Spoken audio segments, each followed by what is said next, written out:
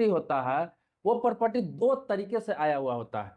एक तो है उसने खुद कमाकर खुद के पैसों से अपने नाम से प्रॉपर्टी खरीदा हो। दूसरा क्या होता है, बाप के नाम से, दादा के नाम से, परदादा के नाम से जो भी पैतृक संपत्ति जिसे एंसेस्टर प्रॉपर्टी कहते हैं, खानदानी प्रॉपर्टी उसे हिस्से में मिलता है, वो प्रॉपर्टी हो गया। तो ये 2 तरह की प्रॉपर्टी होता है। अब एंसेस्टर प्रॉपर्टी चाहे उसे वसीयत के रूप में मिला हो या फिर हिस्से के रूप में मिला हो, किसी भी प्रकार से मिला हो, सेल्फ एक्वायर्ड प्रॉपर्टी जो उन्होंने खुद से खरीदा हो अपने नाम से। तो ये माता-पिता, आपके माता हो या पिता हो, इनके नाम से ये 2 तरह के प्रॉपर्टी हो सकता है। अब आपको ये देखना है कि इसमें से उनके पास कौन-सा प्रॉपर्टी है। खानदानी प्रॉपर्टी है मतलब पैतृक संपत्ति है या फिर उनका खुद खरीदा हुआ प्रॉपर्टी है। अब दोनों के बारे में बताता हूँ पहले। देखिए जो उनका खुद का खरीदा हुआ प्रॉपर्टी है, उन्होंने अपने नाम से खरीदा हो, तो वो जब तक जीवित है, चाहे आपकी मम्मी हो, चाहे आपके पापा हो, वो जब तक जीवित है, जिंदा है, तब तक उस प्रॉपर्टी में बच्चे का अधिकार होता ही नहीं।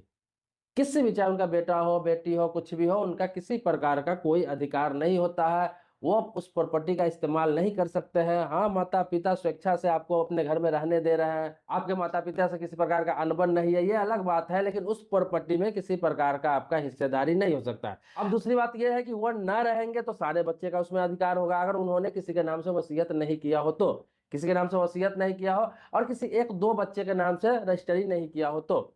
अब बताता हूँ कि अगर कर दिया तो क्या होगा? तो कर दिया तो इसमें कुछ नहीं कर सकते। अगर आपके पिता के पास 2, 3, 4 किसी भी प्रकार के बच्चे हैं और उसमें से किसी एक के नाम से वो अपने खरीदा हुआ प्रॉपर्टी, अपने नाम से लिया हुआ प्रॉपर्टी अगर रजिस्ट्री कर देते हैं या फिर वसीयत बना देते हैं, आप उसमें किसी प्रकार का कोई चैलेंज नहीं कर सकते। वसीयत में ये देखा जाता है कि रजिस्टर्ड वसीयत होना चाहिए। अगर रजिस्टर्ड वसीयत उसने कर दिया या फिर उन्होंने रजिस्ट्री कर दिया तो आप किसी प्रकार से कोई चैलेंज नहीं कर सकते हैं, क्योंकि उसके खुद के नाम से प्रॉपर्टी है, तो वो आपके माता हो चाहे पिता हो, उनके खुद के नाम से प्रॉपर्टी है, तो वो किसी को भी लिख सकते हैं, किसी को भी रजिस्ट्री कर सकते हैं, किसी को भी दान दे सकते हैं, किसी को भी गिफ्ट डीड कर सकते हैं, किसी को भी वसीयत कर सकते हैं।